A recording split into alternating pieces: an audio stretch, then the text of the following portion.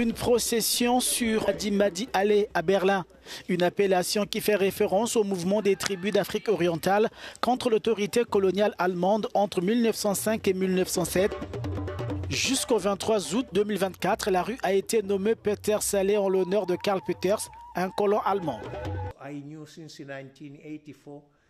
Je savais depuis 1984 qu'il y avait des traces du colonialisme partout ici à Berlin et en Allemagne.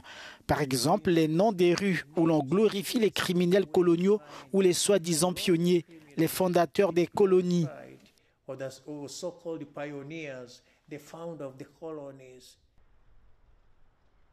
L'Allemagne a perdu toutes ses colonies en 1918 après la Première Guerre mondiale, mais l'impact de son héritage colonial perdure, même si ce passé a été presque rangé dans les tiroirs. Regardez les manuels scolaires d'histoire, le colonialisme est presque absent. Et bien sûr, la mémoire d'histoire des Allemands concernant le XXe siècle a été particulièrement et lourdement couverte par la Seconde Guerre mondiale et l'Holocauste. En 2021, Berlin a reconnu que le massacre des dizaines de milliers d'Herero et de Nana dans le sud-ouest africain allemand entre 1904 et 1908 constituait un génocide.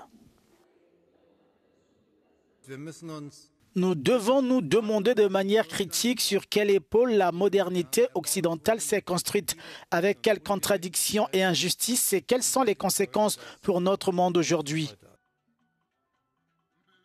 En Allemagne, des biens liés à la colonisation sont certes exposés, mais ils le sont davantage comme des trophées et moins comme des biens culturels.